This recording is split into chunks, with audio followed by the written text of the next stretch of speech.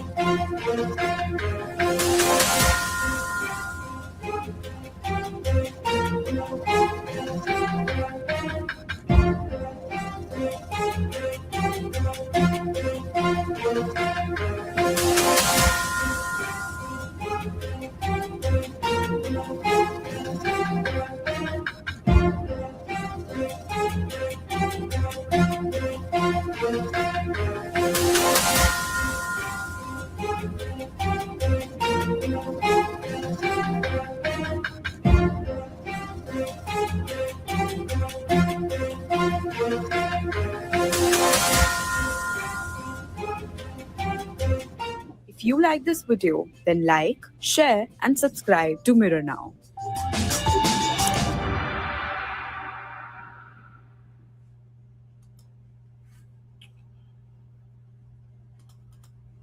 Okay. Well, there you have it. That is the whole Trump update on the Maduro, on the Iranian uprising that seems to be with the people. Now, this issue has been at the center of the conflict with the Democratic Party. There are two sides in the GOP. There's the America First side, which their spokespeople tends to be the Tucker Carlsons, the Candace Owens, the Nick Fuenteses, Uh, those folks, Dave Smith's, those folks, they hold the position that our politicians should represent our interests, America's interests, and not try to police the world and get involved in conflicts that does not really benefit us in any way. And then there's the Israel first side. Those are the folks that believe that Israel's agenda um, and their conflicts with uh, their neighbors in the Middle East, including Iran, um, the Palestinians, Syria, and those folks there, even Qatar, that somehow, someway, the U.S.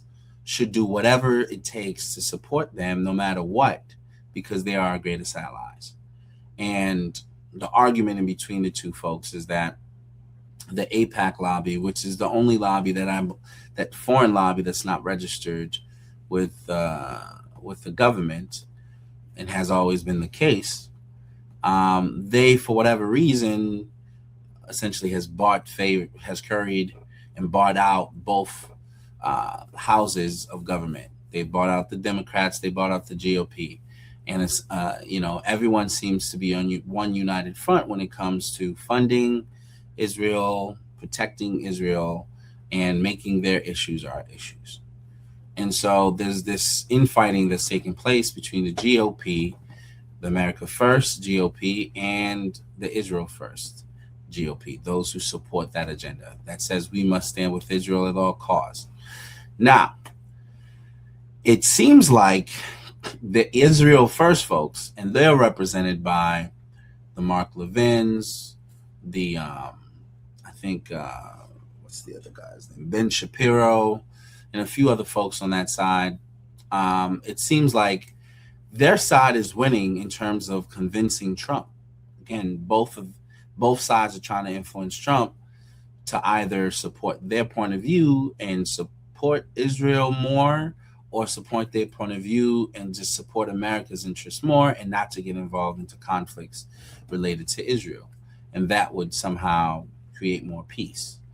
But it doesn't seem like the America First people are making an effective case, because Trump seems to be gun ho about engaging in conflicts concerning Israel. Now, he has been successful at negotiating a peace deal between Israel and the Palestinians.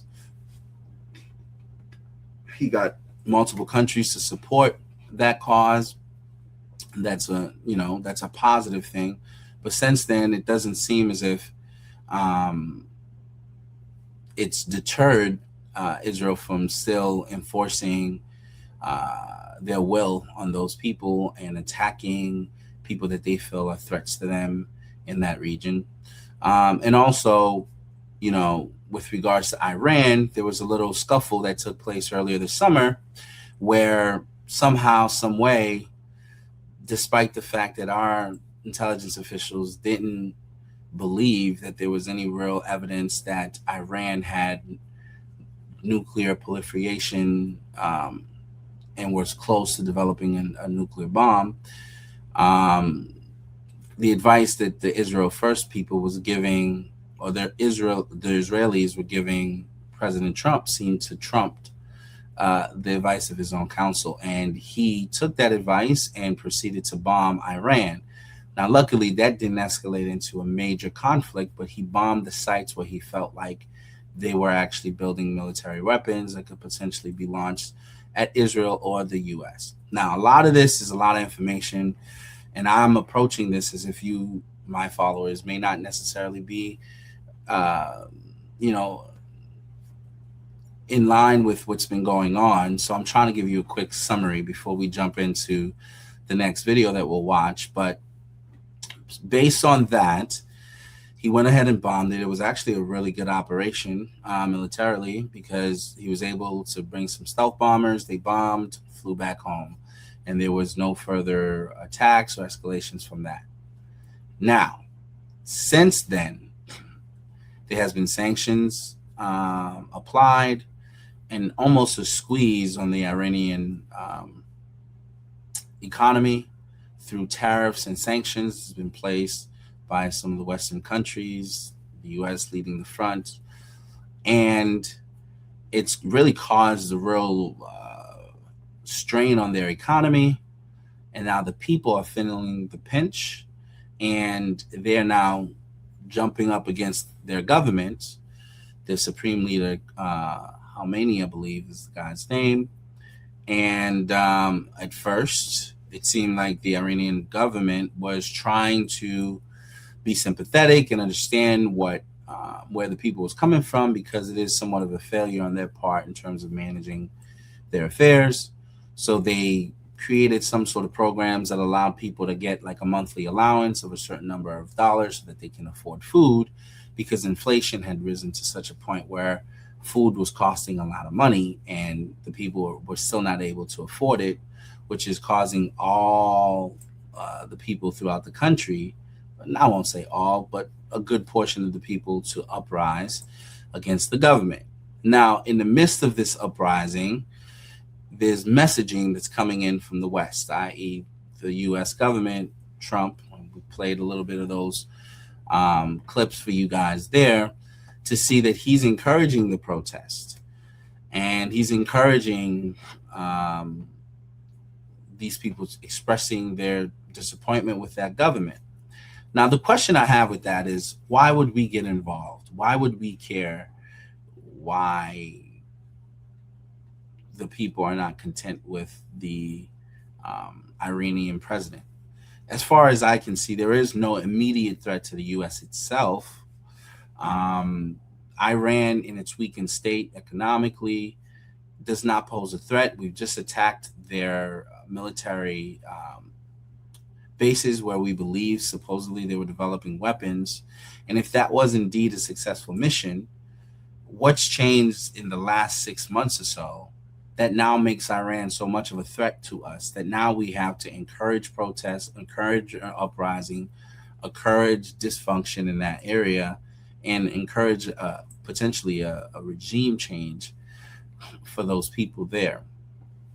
Why would we? Why would we care? Why would Trump shift his focus from what he was doing in South America with Maduro and some of the other things that he has on his agenda to make this a top priority, where he's now personally encouraging folks to go ahead, get up and protest?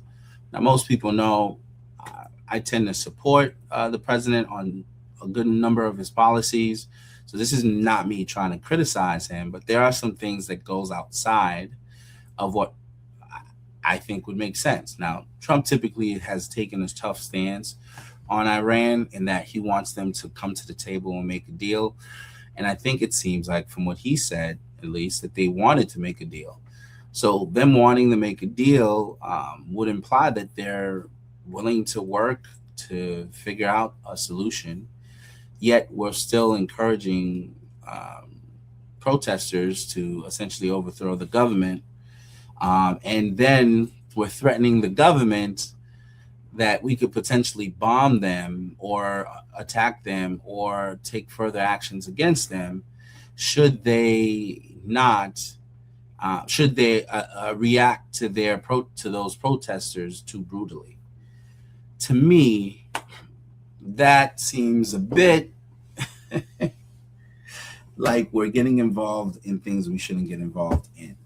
And I only say that from the standpoint of, I am all for peace. I am all for a world that's not filled with war and death, senseless death, if that. And in that area, there tends to be a lot of that. Now, the last time we were kind of encouraging that type of thing with Israel and others, we saw a lot of children burnt bodies. We saw a lot of footage from TikTok and other places that it resulted in really senseless death for civilians. And so, as a Christian, and for someone who wants to see peace and who don't understand why war would make sense for us, especially at a time where there's other pressing priorities, I don't believe that this is something that should be at the top of our agenda, because I can't personally see the immediate threat to us. These people already have their own problems, even managing their economy. I don't know that they're a military threat to us. So why would we, in any way, shape, or form, even threaten to strike them when they're already saying they want to make a deal? So that to me is a little perplexing. But that being said, I am going to transition to an interview that Tucker Carlson did with the president of Iran. And he's on the side of trying to keep peace. He doesn't want us to go to war with Iran. And I think most of us don't. For those of you who have friends in the armed services, they don't want, or who's lost friends from the armed services, who has served abroad and who has had to, fight senseless wars. We don't want to see sort of the same things repeat itself because certain people in power may have personal dislikes for other people in other countries. And so that being said, I do want to play that clip just to add further context to this issue. Now, I've shared my opinions on this. And for those of you who's not connected, I ask that you like and subscribe and get connected and also weigh in on the conversation. But I do want to give a little bit of, context to this.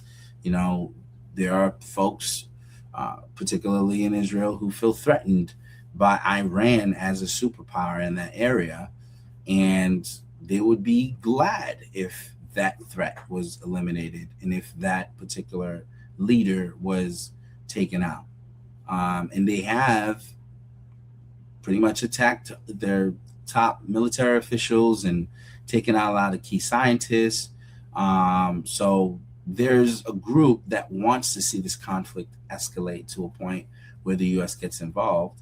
But then there's also a group of us who don't necessarily want to see that happen because we understand the aftermath means more lives lost, senseless death, a lot of money squandered on war, and there's a lot of other things we could be doing with our time and resources than to be engaging in fights around the world. So that being said, we're going to transition into the Tucker Carlson interview where he interviews the president of Iran. And Iran. How do you think this will end? How would you like to see it end? Mr. President, thank you very much for doing this. There is a pause, or seems to be a pause, in the war between the United States and Iran. How do you think this will end? How would you like to see it end? We did not start this war, and we do not want this war to continue in any way. From the very beginning, it was the motto of my administration that I always adhere to, and that was fostering the national unity inside the country and also fostering peace and tranquility and friendship with the neighboring countries and with the rest of the world. The American President Donald Trump has said that the United States bombed your enrichment facilities because the government of Iran refused to give up its nuclear program, and that there can be no peace until Iran does give up that nuclear program. Would you be willing to give up the nuclear program in exchange for peace? I would like to tell you what has happened, and it was Netanyahu since 1984 has created this false mentality that Iran seeks a nuclear bomb, and it has insinuated that Iran is trying to develop a nuclear bomb in the past, and it has put it in the minds of every U.S. president since then, and to make them believe that we would like to have a nuclear bomb. But the truth is that we have never been after developing a nuclear bomb, not in the past, not presently, or in the future, because this is wrong, and this is in contrast to the religious decree or the fatwa which has been issued by His Eminence, the Supreme Leader of the Islamic Republic of Iran, that so it is religiously forbidden for us to go after a nuclear bomb. And this was always corroborated thanks to our cooperation with IAEA, because they were always there to verify this and to substantiate that we have never wanted a nuclear bomb. But unfortunately, this cooperation was disturbed by the unlawful attacks against our nuclear facilities. So you have, according to news reports, withdrawn your cooperation from IAEA, the International Nuclear Regulatory Agency. And so there's, I suppose, no way for the rest of the world to know how much uranium you're enriching and to what extent, to what percentage is being enriched. And so is there any way to verify, and would you be willing to allow other nations to verify that you are not building nuclear weapons? Mr. Carson, sir, I would like to draw your attention to the fact that we were right in the middle of holding talks with the United States. And the President of the United States invited us to hold such talks in order to have peace. And we were told during the process of these negotiations and talks that as long as we don't give the permission to Israel, they are not going to attack you. And we were going to have the next round of the talks very soon. But in the middle of it, suddenly Israel torpedoed the negotiating table. We were sitting at the negotiating table when it happened. And by doing this, they totally ruined and destroyed diplomacy.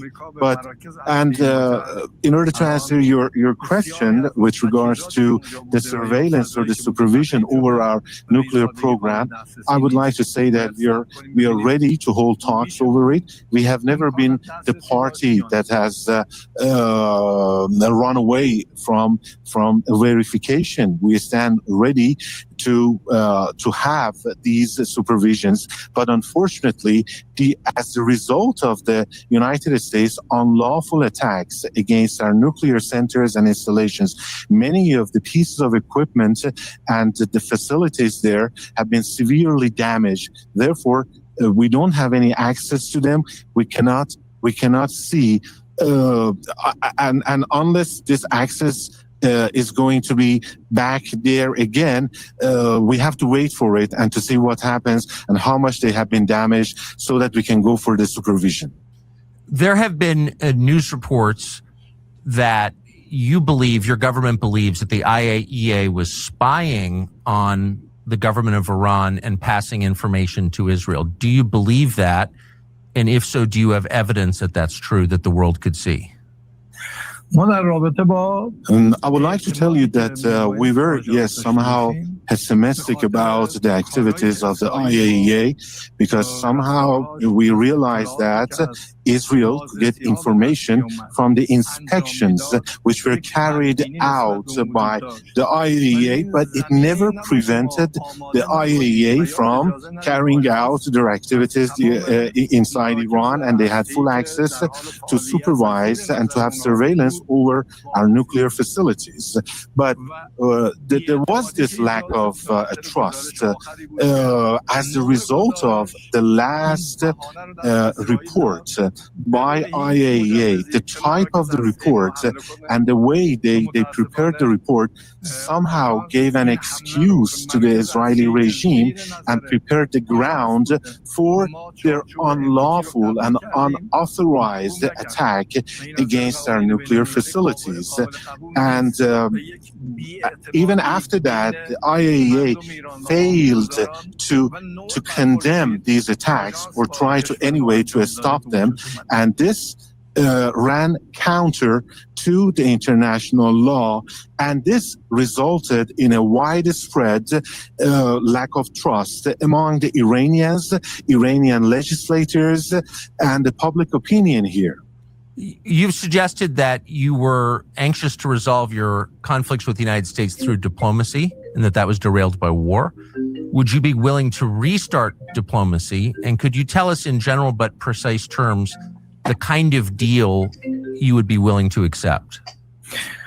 من تصور میکنم You see, I am of the belief that we could very much easily resolve our differences and conflicts with the United States through dialogue and talks. And, the international law could serve as the framework or the basis for a deal in which the rights of all nations, Iranian nation, would be respected. But unfortunately, it was Netanyahu that destroyed these diplomacy and these diplomatic efforts. We have always, we never wanted anything beyond the respect for our rights, rightful rights, enshrined in international law. But as I said, it was Netanyahu that brought unrest to our region and is fomenting unrest and tensions in the region. As I have always said, we have always been after peace. It has been my motto. It has been my belief. It has been my heartfelt opinion that we need to live in peace and harmony during this short and limited time granted to us by God Almighty, to live in peace and tranquility with everybody. And everybody in the world should live like that. But I would also like, on the other hand, to reiterate that our people are capable enough to defend themselves in self-defense during any kind of attack. And I believe that the United States president can very well guide the region and the world to peace and tranquility, or, on the other hand, to lead it to forever wars. Do you have plans to re-enter negotiations with the United States, with Envoy Steve Witkoff or anyone else? And if not, what do you think will happen? ما مشکلی برای مذاکره نداریم. We see no problem in re-entering the negotiations. But before that, I have to remind you that because of the atrocities by the Zionist regime, by Israel, not just against my country, but in the whole region, we are now facing a crisis. The people are facing a crisis that we need to put it behind ourselves. Our commanders were off duty. They were spending the night at their homes with their families, but they were killed. And this is considered a war crime according to the international law, because they were off duty, as I said. Or our scientists were also killed and assassinated along with their families and their wives and their children. They were also killed. Pregnant women, children, they were killed in the atrocities, in the attacks of the Israeli regime. Just because they wanted to kill one single person, they had to demolish and destroy a whole building. And as a result of this, a lot of innocent people were killed. A lot of people were killed. And as I said, there is this crisis that we have to put it behind ourselves. And there is a condition, there is a provision for the restarting the talks.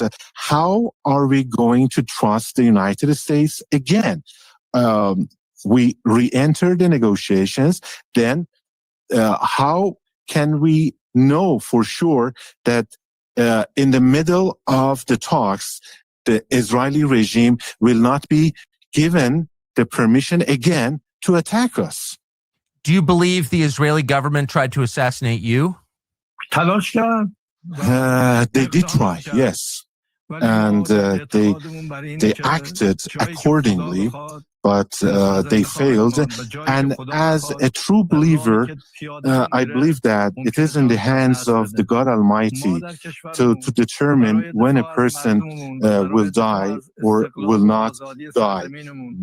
If he wills, the God Almighty wills, then you can die when you are walking freely in the streets. And but I would like to tell you that I am not afraid of sacrificing myself for in defense of my country and in safeguarding and defending the sovereignty, the freedom and the independence of my country.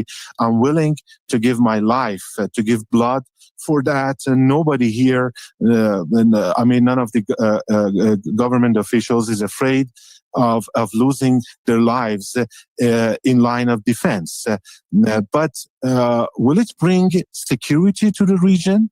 I mean, bloodshed, more bloodshed, assassination, killing others. Will it bring peace and tranquility and stability to the region?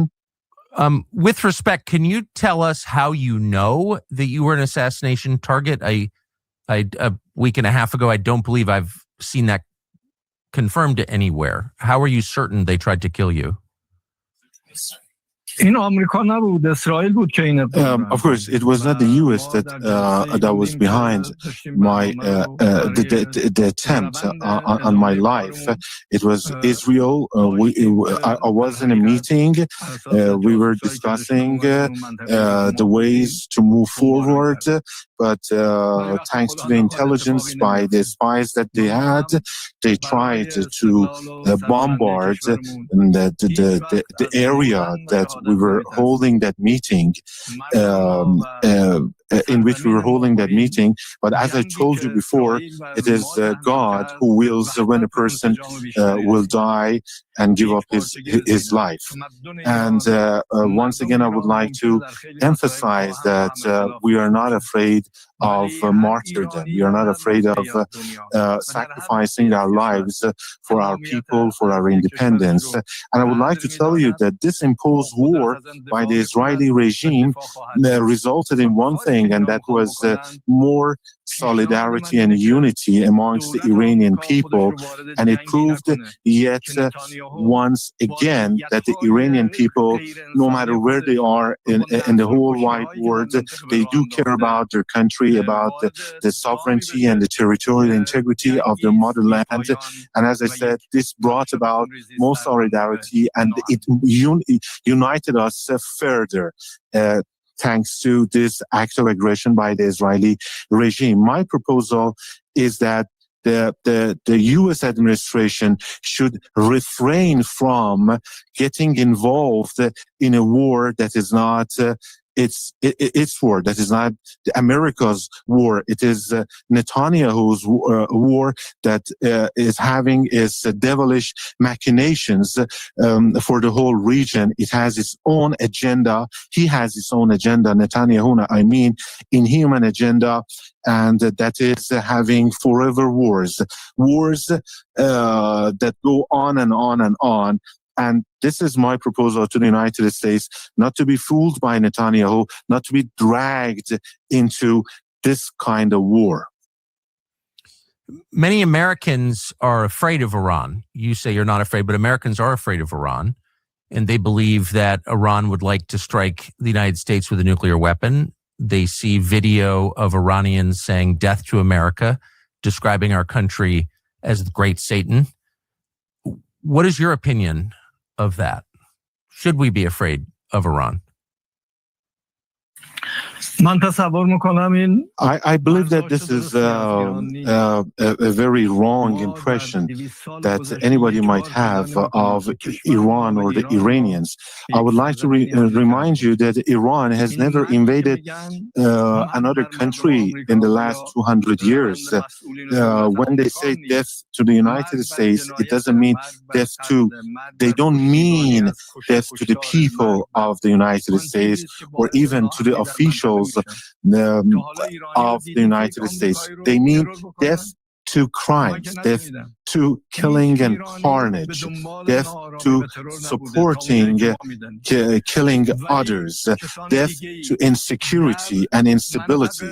This is. Have you ever heard that an Iranian killing an American? Have you ever heard that?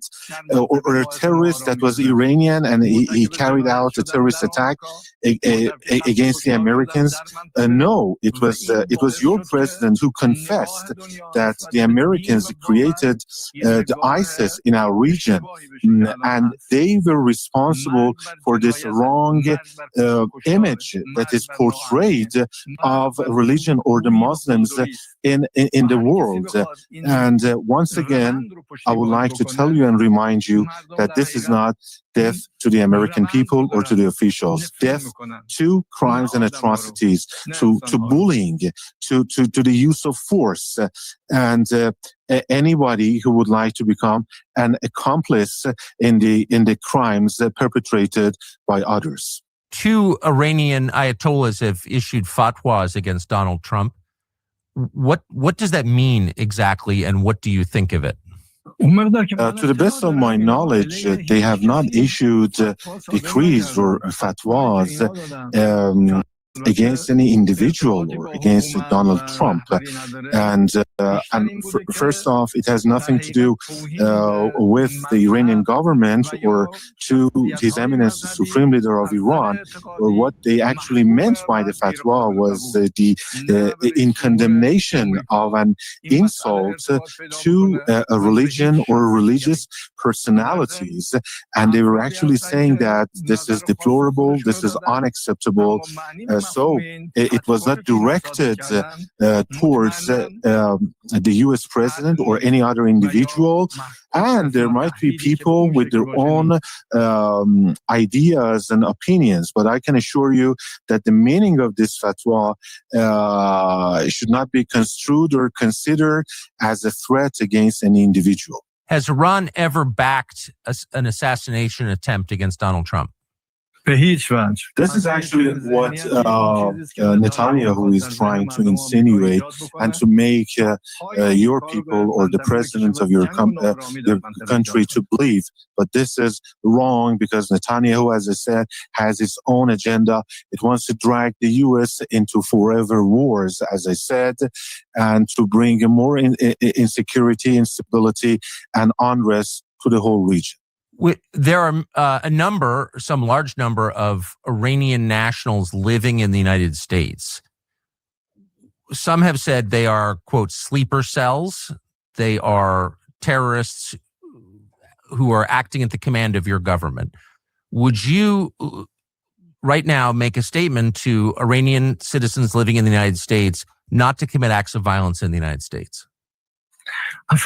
You see, these things you're telling me, this is the first time I'm hearing them from you or from anybody. You know, the Iranians are known for their knowledge, for their science, for their courtesy, for being civilized.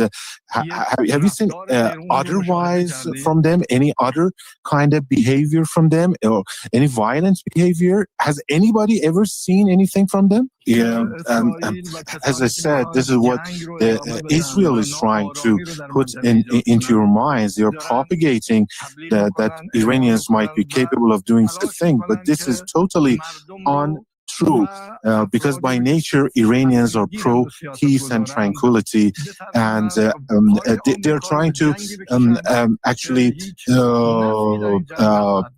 make to somehow impact the minds of the decision makers and the people of the United States and to scare them into getting involved in a war in my region that is not going to ensure any kind of interest for the United States.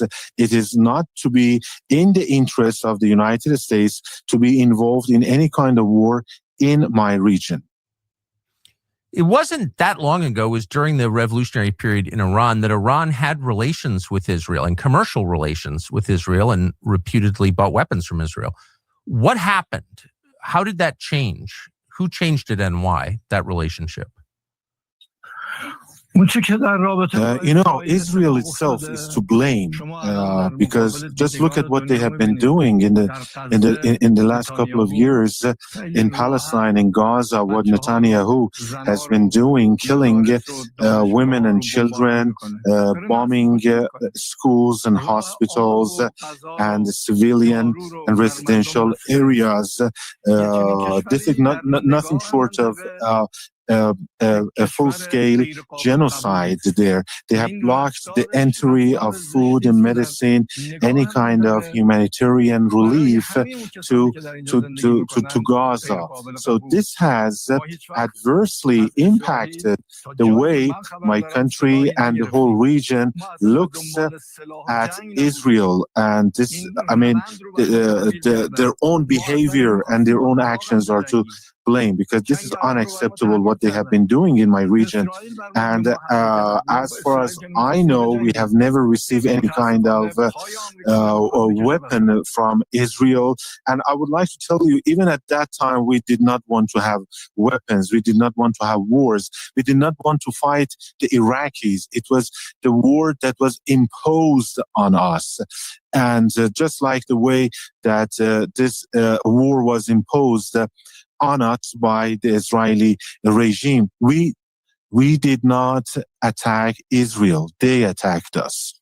Can you imagine at the end of the diplomatic exchange with the United States, a world in which American companies invest again in Iran, sanctions are lifted, there is peace in the region? Is that your goal? And do you think it's possible?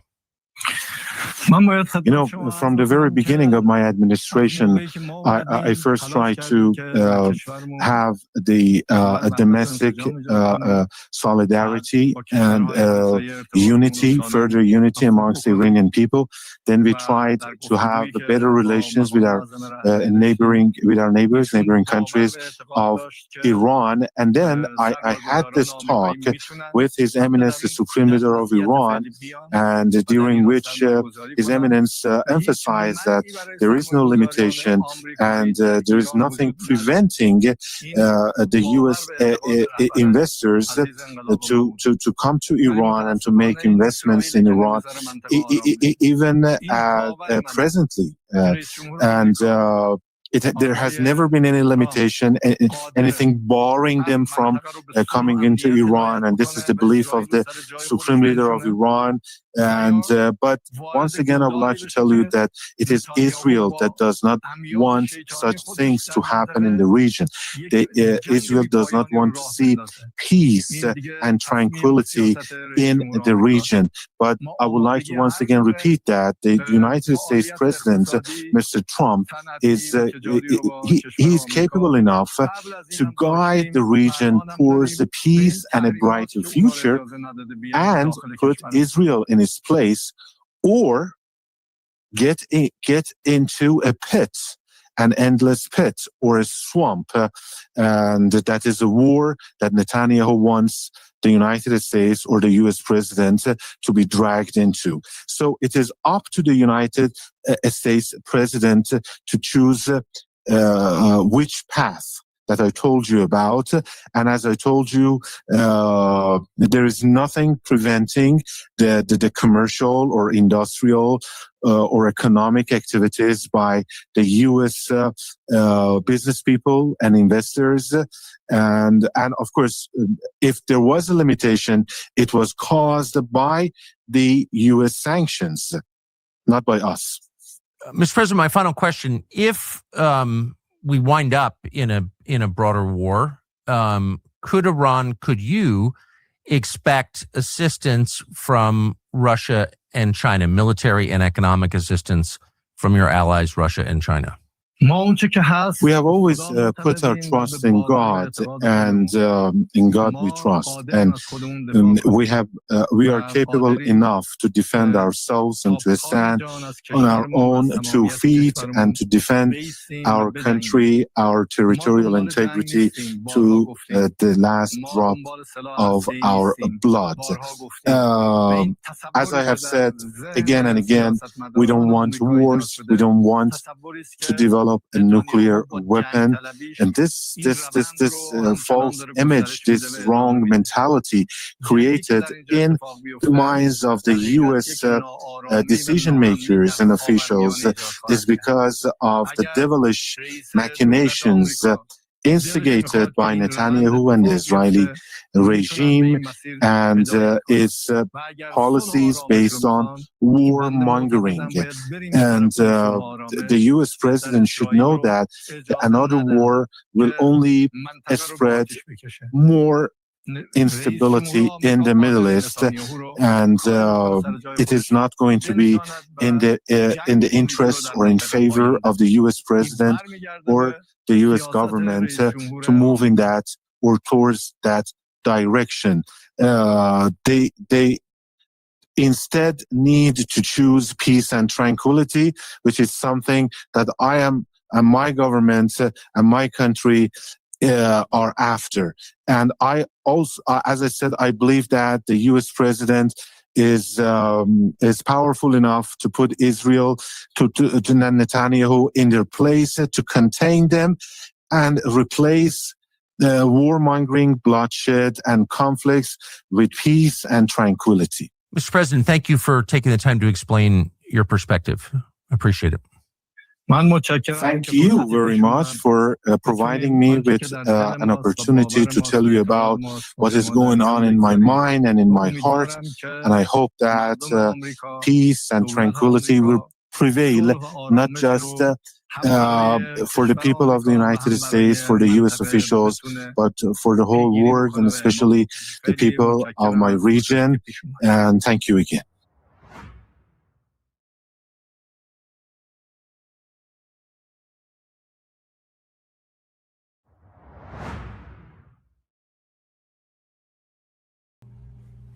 So there you have it, folks. That was the interview that Tucker Carlson did with the president of Iran. And he made his case very compelling. He feels as if there is a group of people, Israelis, the Netanyahus, who aren't really pushing for peace and in that region because they have their own agenda and they see a conflict with Iran as a means to move them aside so that they don't impose their agenda. And I don't know. I mean, that's to be determined by the people who look at it. Now, on the flip side, you can say that Iran has funded efforts to bring about disruption and to challenge Israel and to provoke Israel by funding the Houthis and other groups that oppose Israel. And you can understand that there's a tit for tat happening between the two parties. So I don't think anybody's hands is clean. But I do hope that, cooler heads prevail and this does not lead into some regional war between the two parties and that we don't get ourselves involved in something that ends up being more than we can manage or handle. The last time we tried this with Iraq, it did not end well. It ended up being a 20-year, multiple billions of dollars spent really to accomplish anything. And, same thing with Afghanistan. We don't have a good track record with how we handle matters in that particular area. That being said, we can attack them. We can potentially change regime, but changing the regime is not the end of the story. Obviously, is managing the area, and without understanding the dynamics of those people, to come in and try to change things could be, a bit of a trap. So I hope Trump is wise enough to navigate this without getting us in war and potentially hurting his own legacy, because he campaigned as a president who's an anti-war president. And I understand if he has to take measures to defend our interests. I understand if he has to take certain measures to ensure that the U.S. is defended and protected. I understand that, but whenever it seems like he's doing the bidding of others for the sake of meeting their agendas and not so much the U.S.'s agendas, it could be something that potentially hurts his legacy, especially amongst his base. And we have a midterm coming up where you can't really lose supporters, especially if you want to hold on to your power in Congress and things of that nature. So I think, depending on how he manages the next few months and this particular matter and others, there's going to have implications that affects the midterms. And if he loses the midterms based on his management of global affairs and other things, then it's going to make his presidency for the remaining 2 or 3 years tough. So hopefully, if not tough, similar to what it was at first when he's being impeached and all these different things was coming back and forth at him. So hopefully he's wise enough to navigate around that. He doesn't, engage in anything that will lead us into a long-standing conflict and potentially hurt his legacy. That being said, folks, I thank you for joining the conversation. I ask you to weigh in. I am not by no means an expert on this particular matter. I've taken in information on both sides and heard arguments made, and I am going to steer on the side of peace and not on the side of conflict. But I don't know. People may have different viewpoints. I encourage you to weigh in and share your viewpoint. That being said, I thank you for joining us. If you're not already a subscribed member, like and subscribe, share the video, and let your voice be heard. All right. Until we speak again, God bless you.